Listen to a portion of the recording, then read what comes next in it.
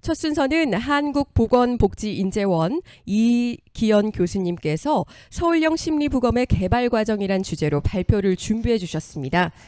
이기현 교수님께서는 2020년에 서울시 자살예방센터와 서울형 심리부검 개발을 함께 해주셨는데요. 이때 개발된 서울형 심리부검의 이름은 고마움이라고 합니다. 이는 고인과의 기억, 마음에 움트다라는 줄임말인데요. 참 따뜻하죠. 이기현 교수님과 함께 서울시에 맞춰 개발된 심리부검 고마움의 개발 과정을 이번 주제 발표를 통해서 들어보도록 하겠습니다. 자, 그럼 이기현 교수님 발표 부탁드립니다. 안녕하세요. 방금 소개받은 이기현입니다. 제가 그 서울시 자살예방센터랑 이 심리부검 인벤토리를 만들어 가는 데에 굉장히 많은 도움을 받았던 분이 방금 기조 강연을 해주신 분과 그 다음에 또 이후에 또 우리 그 분석을 해주신 서정환 교수님, 이 두 분의 연구와 책자와 이런 부분들이 상당히 많은 도움을 받았었는데 제가 그 앞뒤로 이렇게 발표를 하게 돼서 너무나 영광스럽습니다. 일단 우리가 그 심리부검과 관련돼서 뭐 기존에 썼던 그런 부분들이 있죠. 네. 잠깐만요. 네, 심리부검의 목적과 관련돼서는 기조 강연에서 충분히 설명을 들어서 우리가 조금 넘어가도 될 것 같고요. 그렇다면 왜 굳이 서울형 심리부검을 개발할 필요가 있었는가 하는 부분들은 뭐 아시다시피 서울 시민의 건강과 복지의 역설적인 바로미터는 자살이라고 이제 우리가 흔히 이야기를 하고 있죠. 그렇기 때문에 우리가 자살과 관련된 여러 가지 데이터들 중에서 심리부검 결과가 자살의 어떤 구체적인 원인이라든가 이런 걸 기반으로 근거 기반 자살 예방 정책 수립에 굉장히 중요한 수단이 되고 있다라는 부분들은 조금 아까 강연에서 우리가 충분히 설명이 됐었던 것 같습니다. 물론 2020년대 우리가 중앙심리부검센터 중앙심리부검센터에 심리부검 자료들이 있었죠. 그래서 중앙심리부검센터에서 수집된 기초 자료를 1차 분석 자료를 공유하고 그 결과들을 받아서 정책을 수립하는 것과 관련돼서는 그 서울시의 특수성이 조금 반영되기가 어려운 부분들, 그 다음에 시의성, 실효성 뭐 이런 부분과 관련돼서 서울시만의 다른 그 심리부검 인벤토리가 이제 필요하게 되었다라는 부분입니다.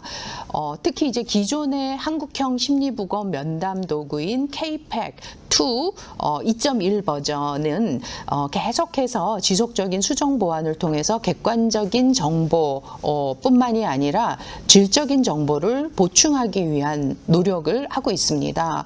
그렇다면 서울시 심리부검 인벤토리 안에서도 과연 우리는 무엇을 수정하고 추가할 것인가, 무엇을 수정하고 추가해야 되는가 하는 부분들이 이번 연구의 초점이었던 것 같습니다.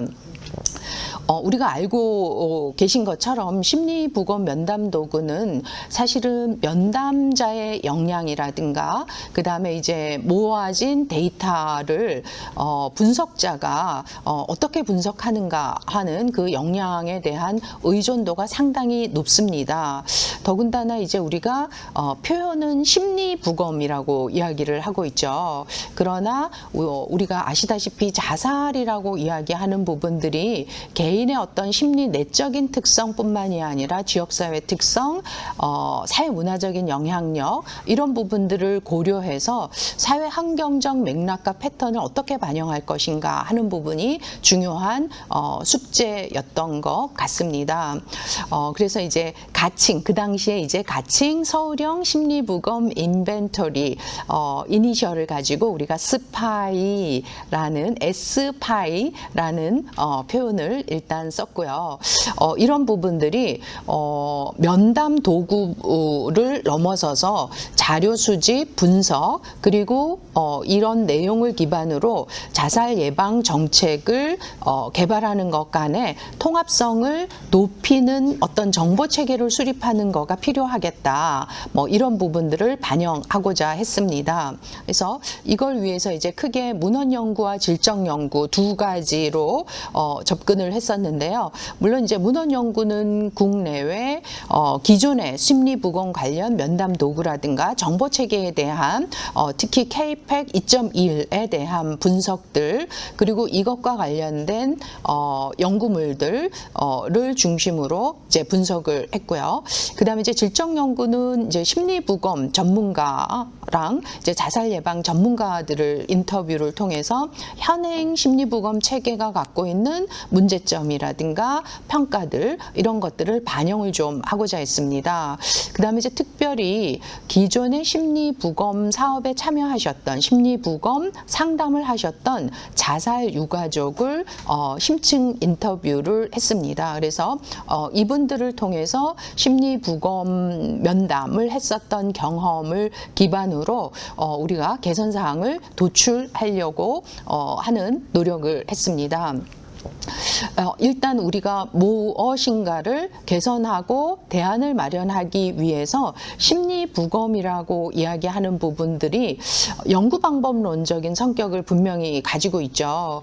그런데 이제 우리가 심리부검 결과를 기반으로 해서 항상 반복적으로 강조되고 있는 우리가 가장 확고한 진실 중에 하나는 소위 말하는 극단적 선택을 하는 사람들의 90% 이상이 정신장애를 앓고 있고, 그 다음에 특히 이제 우울증이라든가 이런 부분과 극단적 선택 간의 인과적인 관계가 있다라는 부분들을 가장 공통적이고 강력하게 설명을 하고 있습니다. 그렇지만 이런 인과적인 관계에 있다라는 것들을 이야기하기 위해서는 과연 심리부검이 연구 방법론으로서의 신뢰성과 타당성이 있는가 하는 부분에 대한 검토는 사실 그닥 많이 이루어지지 않고 있다는 것도 사실인 것 같습니다. 뭐 여러 가지 비판들이 있지만 그렇기 때문에 심리부검을 연구 방법론으로서 조금 활용도를 높이기 위해서는 훨씬 더 표준화해야 된다라는 것들을 강조하는 학자도 있었고요. 그 다음에 이제 방금 우리가 만나봤던 레나스 박사님 같은 경우에는 더 많은 표준화가 필요한 거가 아니라 질적 인터뷰를 좀 더 충실하게 해야 된다라는 것들을 조금 더 강조를 했었던 것 같습니다. 그래서 유가족들의 내러티브를 고인과의 관계 측면에서 체계적으로 분석할 것을 권장하고 있습니다. 그래서 아마도 이 두 가지가 우리의 숙제이지 않을까 싶습니다. 상당히 많은 부분들은 조금 더 표준화해서 객관적인 데이터를 얻어내기 위한 노력도 해야 되고, 그 다음에 얼마나 이런 심층적인 내러티브들을 잘 분석해낼 것인가 하는 두 가지 숙제가 같이 있었던 상황입니다. 그렇다면 사실 우리가 무엇을 부검할 것인가와 관련된 고민도 있는 것 같습니다. 우리 부검과 관련돼서는 뭐 심리 부검, 정신의학적 부검, 심지어 커뮤니티 지역사회 부검이라는 표현을 쓰기도 하고요. 그 다음에 사회학적인 부검, 뭐 굉장히 다층적이고 다차원적인 부검에 대한 이야기를 하고 있습니다. 그 이야기는 뭐 우리 다 아시다시피 자살이라고 이야기하는 부분들이 어떤 이런 미시적인 측면뿐만이 아니라 사회 환경적인 측면까지 다차원적인 부검이 필요하다라는 필요성, 이런 부분들이 이제 그 도입되어야 될 필요성을 이야기를 할 것 같습니다. 그 중에서 이제 우리가 사회학적 부검이라고 하는 부분들을 이야기를 한다면, 물론 이제 사회학적 부검이라고 이야기하는 부검이라는 용어가 꼭 자살 또는 극단적 선택이라고 이야기하는 영역에 대한 분석 방법으로서 쓰였던 단어는 아니라고 합니다. 거의 광범위한 어떤 사회 문제를 연구하는 방법으로서 사회학적 부검이라는 이야기를 하고 있죠. 그런데 이제 이때 이야기하는 가장 핵심적인 부분은 사회학적인 변수가 강력한 어떤 결정 요인이라는 측면에서 사회학적 부검이라는 용어를 일반적인 사회 문제에 다 썼던 부분인데, 이 부분을 우리가 자살 예방 연구에 가지고 온다면 자살의 굉장히 강력한 결정 요인이 사회학적인 변수다라는 부분으로 연결지어 볼 수 있을 것 같습니다. 그런데 이제 이 사회학적인 부검에서 강조하고 있는 부분들은 결국은 우리가 극단적 선택의 원인이라고 하는 부분들이 자신의 삶의 의미와 동기를 어떻게 생각하고 있는가, 이 의미와 동기라는 부분들을 면밀하게 분석해 하는 거가 중요하다라고 이야기를 하고 있죠. 그리고 특히 자살과 관련돼서 그 행위를 뒷받침할 수 있는 그 사람이 가지고 있는 신념이라든가 이런 부분들을 면밀하게 분석해내는 거가 중요하다라는 연구 결과들을 제시를 하고 있습니다. 그래서 이런 내용을 기반으로 해서 2020년에 총 10분의 자살 유가족들을 심층 인터뷰를 했습니다. 여기 나온 아주 대략적인 정보를 중심으로 보면 30대에서부터 60대까지, 그리고 고인하고의 관계도 굉장히 다양하고요. 그 다음에 유가족의 성별, 그 다음에 고인의 성별, 반반 정도가 이제 남녀 이렇게 구성되어 있는 모습을 보고 있습니다. 유가족들이 심리부검에 참여한 계기들을 보면 심리부검이라는 단어에 상당히 많이 꽂혀있던 부분인 것 같습니다. 우리가 일반적으로 어떤 사건 현장에서 부검을 한다라고 이야기를 한다면은 범죄의 원인 또는 결과, 이런 부분과 관련된 명확한 답을 내줄 수 있다라는 측면에서 많은 가족들이 심리부검에 참여한 계기에 굉장히 중요한 부분은 죽음의 원인을 알고 싶다라는 그 목표가 상당히 강했었던 부분인 것 같습니다. 물론 이제 이 부분은 가족들의 동기도 있지만은 심리부검이라는 용어가 갖는 의미 때문에 조금 더 그런 기대감을 하게 되었다라는 이야기를 많이 해주셨고요. 그 다음에 이제 여러 가지 삶이 혼란스럽고 갈팡질팡하는 가운데 뭔가 내 삶을 붙들어 줄 수 있는 지푸라기라도 잡고 싶은 마음이라든가 치료비를 지원하는 부분들, 심리적 고통을 덜 수 있는 또 다른 방법으로서 이 사업에 참여를 했다라는 이야기를 하고 있고요. 그리고 조금 시간이 되신 분들 같은 경우는 내가 이 고통에서 단순히 벗어나는 것뿐만이 아니라 더 나은 삶, 의미 있는 삶으로 재구성하기 위한 노력으로서 심리부검에 참여하셨다라는 이야기들을 하고 계셨습니다. 그렇다면은 이분들이 실질적으로 심리부검에 참여한 경험들을 어떻게 의미화할 것인가 하는 부분들이 사실은 우리가 당사자가 아닌 거잖아요, 유가족들은. 그렇기 때문에 그 깊이와 그 내용을 알 수 없는 심연하고 대치한다라는 그런 경험으로 의미화해 볼 수 있었습니다. 그리고 상당히 많은 유가족들이 그 가족을 잃기 직전에 여러 가지 다양한 에피소드들, 그리고 관계가 조금 나빠지거나 갈등이 있었거나 이런 부분들과 관련돼서 죄책감을 갖고 있는 경우들도 상당히 많이 있었죠. 그래서 나는 조금 밀어낸 마음이었는데 너무 밀려난, 기대하지 않았던, 예상하지 못했던 그런 결과와 관련돼서 상당히 당혹스러워하는 그런 부분들도 있었고요. 그 다음에 심리부검이라는 부검이라는 인터뷰에 참여하기 전까지는 친인척 간 안에서도 심지어는 가족 안에서도 유가족이 자살 이슈와 관련돼서 아무에게도 말해질 수 없는 이야기를 안고 조용히 무심히 살아갈 수밖에 없는 그런 상황이었었는데 여전히 머릿속은 굉장히 혼란스럽죠. 그렇죠? 차마 정리하지 못한 오답 노트를 계속 갖고 있는 그런 심정이었다라고 이야기를 하고 있습니다. 그 다음에 이제 우리 아시다시피 자살과 관련된 스티그마가 너무나 많잖아요. 특히 가족 구성원의 누군가를 잃었던 경험들, 그 부재 자체가 스티그마가 되고 있는 그런 삶을 살고 계셨던 것 같습니다. 그리고 또 우리가 자살 유가족에 관심을 기울이는 굉장히 많은 이유들이 자살 유가족들이 사실은 고위험군이라는 이야기를 하고 있죠. 그래서 가족들이 심리부검 인터뷰에 참여한 이유와 동기 중에 상당히 많은 부분들은 나도 그 길을 갈 수 없다는 측면에서 이런 선택을 하신 것 같습니다. 뭐 여러 가지의 내용들이 있지만은 하여간 이런 가족들의 심리부검 참여 경험들을 기반으로 해서 저희가 서울형 심리부검 체계를 어떤 방향을 가져갈 것인가와 관련된 기본적인 틀거리를 잡게 되었습니다.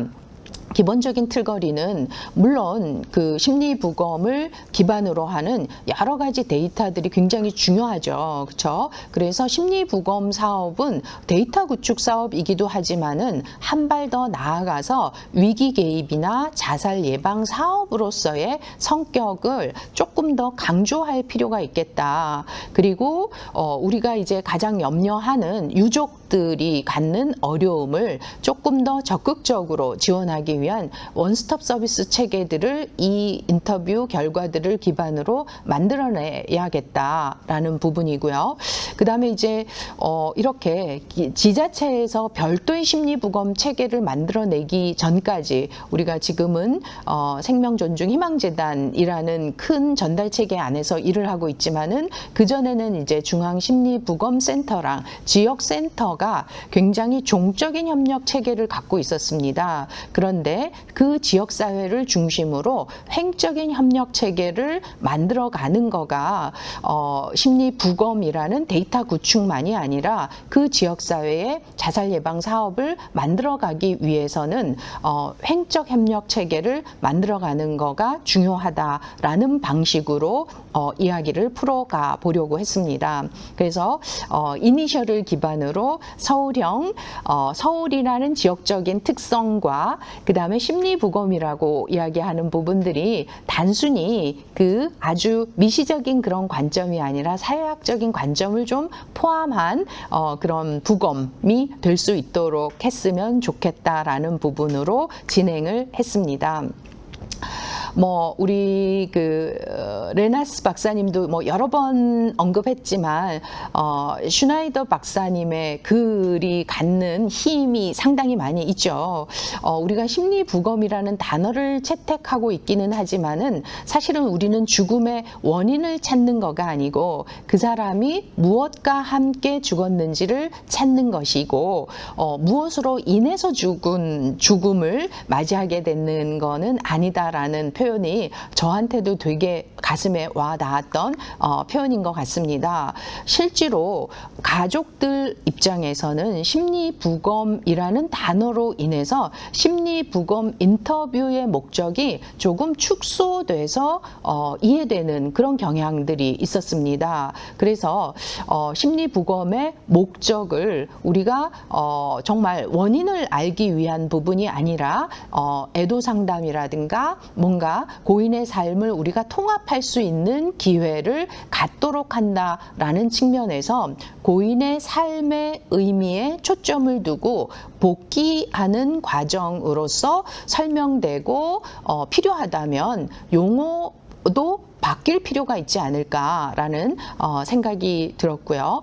그다음에 이제 인터뷰에서도 나왔었던 것처럼 심리부검에 참여하는 동기들이 상당히 다른 부분들을 확인할 수 있었습니다. 그렇기 때문에 심리부검 면담의 목적이 공식화된 목적이 분명히 있다 하더라도 개인적으로 참여하는 의미, 동기 이런 부분들을 좀 반영해서 상담을 진행하는 것도 굉장히 필요하지 않았나라는 생각이 듭니다.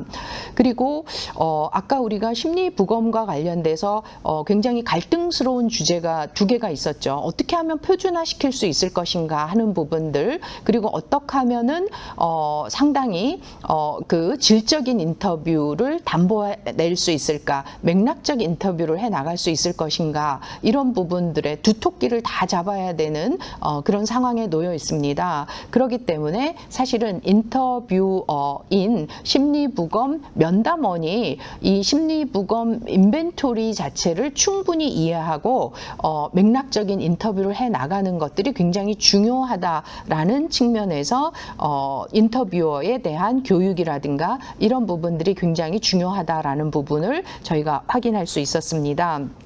그러면 이제 세부 항목들을 어떻게 구성할 것인가와 관련된 부분은 조금 있다가 심리부검 인터뷰 내용, 그 분석한 내용을 기반으로 더 체계적으로 확인하실 수 있을 것 같고요. 조금 더 강조하려고 했었던 걸 중심으로 간략히 설명을 해드리도록 하겠습니다.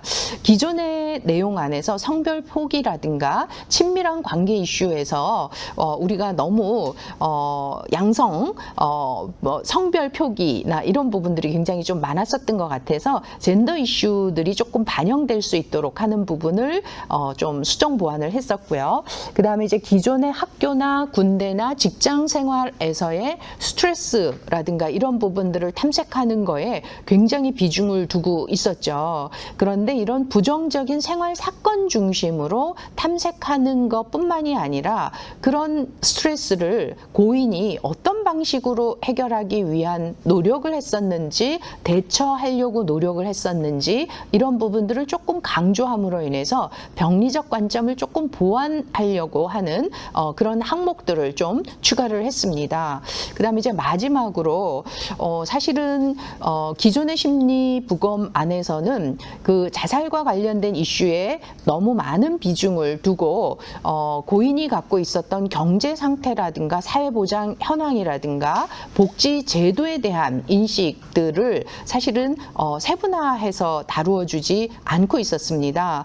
그런데 최근에 우리 세모녀 자살 사건들을 통해서도 알 수 있듯이 사실 제도가 있는 거가 중요한 거가 아니고 그 제도를 어떻게 인식하고 자기 삶의 문제들을 정말 각자 도생하는 거가 중요한 삶의 가치인 건지, 사회적 의존이나 다른 사람의 도움을 받도록 하는 인식을 갖고 있느냐 없느냐 하는 거는 굉장히 다른 선택을 한다라는 측면에서 이런 부분들을 조금 더 확인해 보는 질문들을 추가를 하고 있습니다. 그 다음에 이제 마지막으로 이제 자살과 관련된 여러 가지 요인들을 이제 결과적으로 위험 요인과 자살에 이르는 경로를 분석하는 거가 일반적인 심리부검 인터뷰의 마무리 작업이라고 할 수 있었습니다. 저희 서울형 심리부검에서는 보호 요인도 조금 구체적으로 드러내는 거가 필요할 것 같고, 여러 가지 연구 결과들, 유가족들 인터뷰를 통해서 보호 요인이라고 얘기할 수 있는 거를 크게 4가지로 도출을 해서 제시를 하고 있습니다. 이니셜로는 베리라고 하고 있는데 고인이 어떤 가치들 갖고 살아가고 있는가 하는 부분들을 탐색할 수 있는 기회를 드리는 부분들, 그리고 일상생활에 집중할 수 있는 어떤 부분들이 있으셨는지, 그리고 관계라든가 그 다음에 유연성이라든가 이런 부분들이 굉장히 중요한 보호 요인으로 확인될 수 있었습니다. 그래서 이런 부분들이 조금 인벤토리 안에 반영될 수 있도록 하는 그런 부분들로 마무리를 해볼 수 있을 것 같습니다. 당연히 서울형 심리부검 인벤토리도 버전 1인 거죠. 그렇죠? 이게 이제 버전 2 이렇게 점점 개발 뭐라고 해야 될까? 수정 보완이 필요할 거라고 생각이 듭니다. 그런데 이제 최근의 이슈들하고 맞물려져서 우리가 복지 제도 어떤 제도들을 받고 있느냐뿐만이 아니라 인식을 확인하는 거. 그래서 우리가 단순히 발굴이라고 하는 거가 갖는 한계도 있지만 가능성도 있지만 한계가 있다라는 측면들 그리고 자신이 어려움에 처했을 때 자력 갱생이 아니라 상호 의존성이라고 이야기하는 사회적 가치를 우리가 어떻게 공유할 것인가 하는 부분들도 우리의 숙제이지 않을 숙제라고 생각이 듭니다. 그 다음에 이제 뭐 심리부검 인터뷰를 통해서 도출된 욕구 기반 원스톱 서비스를 마련해 가는 거 이런 부분들은 제가 봤을 때 충실하게 진행해 가고 있다라고 생각이 들고요. 특히 서울시가 추진하고 있는 여러 가지 사업들 차동에서부터 이런 부분들하고 지역사회 밀착형 사업화를 어떻게 해 나갈 것인가 하는 부분들이 우리가 앞으로 이 데이터를 기반으로 이루어야 할 과제이지 않을까 싶습니다. 네, 여기까지 발표 마치도록 하겠습니다. 감사합니다. 네, 이기현 교수님 좋은 발표 감사합니다. 심리부검이라고 했을 때 사망자의 심리적 상태에 대해서 살펴보는 것이라고만 생각을 했었는데 심리적 상태뿐만이 아니라 자살 사망자의 생애 과정의 삶 그리고 사망 직전의 환경 요인에 대해서도 살펴보기 위한 방법이란 점이 흥미로웠던 것 같습니다. 특히 서울형 심리부검에서는 보호 요인 그리고 위험 요인을 살펴봄으로써 앞으로 근거 기반의 자살 예방 사업이 진행될 수 있을 것으로 기대가 된다는 말씀이셨는데요. 자, 그럼 5분간의 질의응답 시작하도록 하겠습니다. 자, 먼저 첫 번째 질문입니다. 서울형 심리부검은 서울의 특성을 반영한 심리부검 모형이라고 생각이 되어지는데요. 심리부검을 개발하시면서 가장 중요하게 생각하셨던 서울의 특성은 어떤 것이 있을까요? 라고 질문을 주셨는데요. 네, 우리 그 인터뷰 유가족들 인터뷰 참석을 이제 보면다면은 사실은 이제 다른 지역 사회에 비해서 서울이라고 하는 대도시들 그리고 그 조직 생활을 하시는 분들이 상당히 많이 있으시잖아요. 그렇기 때문에 직장 생활에서의 어려움을 조금 더 구체적으로 살펴보기 위한 노력들이 물론 이제 이거는 이제 서울 아니라 모든 영역에서 더 필요한 부분이기는 하지만은 서울 시민들이 갖고 있는 어떤 인구사회학적인 특성을 고려한 부분들이 조금 더 필요했던 걸로 보여지고 있고요.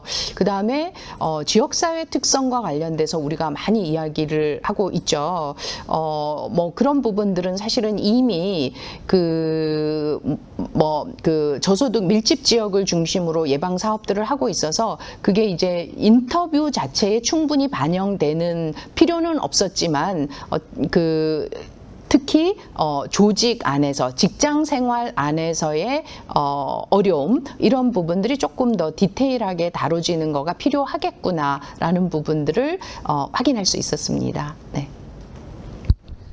그러니까 직장 생활 안에서 조금 더 어려움을 디테일하게 표현하는 방법을 조금 연구해야겠다라는 생각을 하셨다는 말씀이셨습니다. 자, 그리고 이제 두 번째 질문을 할 텐데요. 서울형 심리부검에서 인상적이었던 부분은 보호 요인과 또 위험 요인에 대한 평가였는데요. 효과적인 자살 예방을 위해서는 보호 요인과 위험 요인 중 어디에 더 집중하는 것이 좋다고 생각하시는지 의견을 여쭤봤어요. 네, 심리부검의 목적이 아까 말씀드린 것처럼 정말 근거 기반의 자살 예방 정책을 수립하기 위해서 어떤 원인에 의해서 이런 선택을 하게 되었는가 하는 부분들도 중요하지만은 우리가 앞으로 예방적인 관점에서는 보호 요인이라고 하는 부분들을 조금 더 강조할 필요가 있고, 그리고 특히 유족들의 애도 상담과 유가족들의 어떤 고인과의 관계를 복귀하고 통합하도록 한다라는 측면에서는 보호 요인이라고 하는 부분들을 조금 더 강조하고, 그게 이제 심리부검 인터뷰 안에서는 활용될 필요가 있지 않을까라는 생각이 듭니다. 둘 다가 필요할 것 같고, 특히 이제 심리부검의 1차적인 대상이 되고 있는 유가족에게는 보호 요인이라고 이야기하는 부분이 좀 더 강조될 필요가 있지 않을까 싶습니다. 네, 앞으로 예방적인 관점에서 유족들의 고인과의 관계에 있어서 보호 요인이 조금은 더 중요하지 않나라는 교수님의 말씀이었습니다. 이제 발표와 또 질문에 대한 응답을 모두 마치도록 하겠습니다. 이기현 교수님, 정말 좋은 강의 감사합니다.